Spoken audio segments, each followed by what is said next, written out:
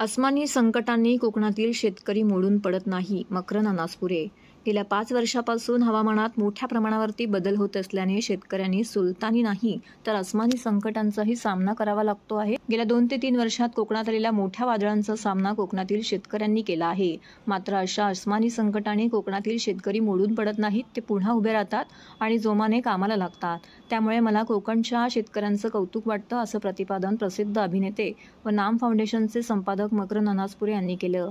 संस्कार संस्थेचे अध्यक्ष व आंबा महोत्सवाचे संयोजक आमदार संजय केळकर यांच्यासह मकरंद अनासपुरे यांनी या महोत्सवाला भेट दिली. त्यावेळी ते बोलत होते.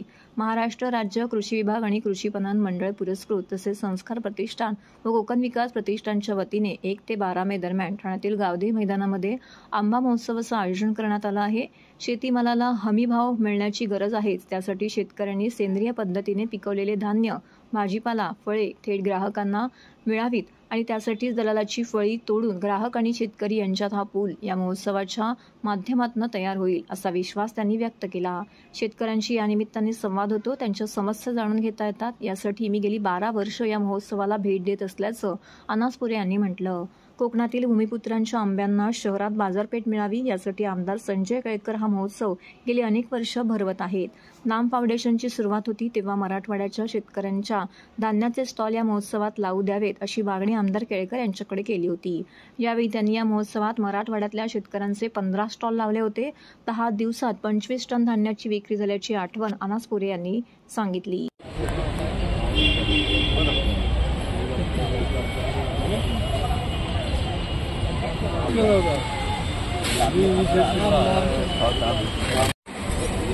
प्रत्येक कलर वेगळा आहे.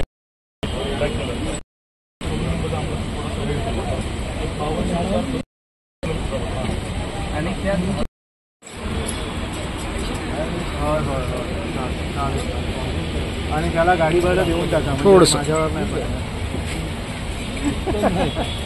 काय तुम्ही 400-500 रुपयाचे देवधर महोत्सव या ठिकाणी 1 तारखेपासून सुरू झाला, 12 तारखेपर्यंत आहे. आणि एवढा उष्मा असून सुद्धा आंबा उत्पादक शेतकरी या ठाण्याच्या आंबा उत्सवाला, कारण ही एक प्रकार चळवळ आहे, त्याच्यामुळे इथला कोकणातला आमचा शेतकरी अतिशय खुश आहे. आणि काल तर गर्दीचा उच्चांक होता.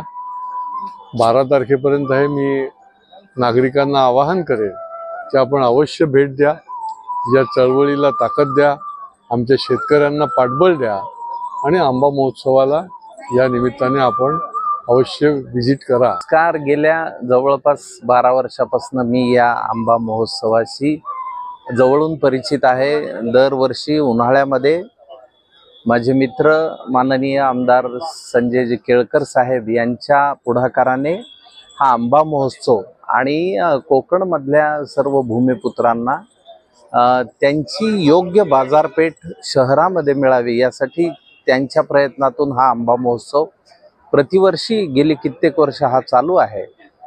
एका वर्षी मी असाही प्रयत्न केला होता की आमदार साहेबांना विनंती करून नाम फाउंडेशनची जेव्हा सुरुवात झाली होती त्या कालखंडात काही मराठवाड्यातल्या शेतकऱ्यांना सुद्धा इथे स्टॉल मिळावेत असा प्रयत्न केला होता. आणि त्यावर्षी आमदार केळकर साहेबांनी सहाय्य करून इथे जवळपास 15 स्टॉल नाम फाउंडेशनसाठी पण उपलब्ध करून दिले होते. आणि मला आठवतं 10 दिवसामध्ये जवळपास 25 टन धान्य ठाण्यामध्ये विकलं गेलं होतं त्या वर्षी.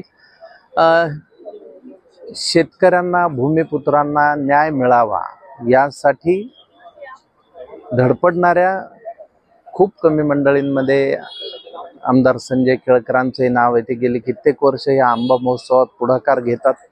आणि आपण सगळे बघतोय की ह्या आंब्याचा दर्जा एकतर ती रासायनिक पद्धतीनं पिकवलेली नाही आहेत, नैसर्गिक सेंद्रिय पद्धतीनं पिकवलेले आंब्याची फळं आहेत. दुसरं, फळाच्या आकारावरनं आपल्याला त्याचा अंदाज येतो. दुसरं, ग्राहकांना एक समाधान म्हणजे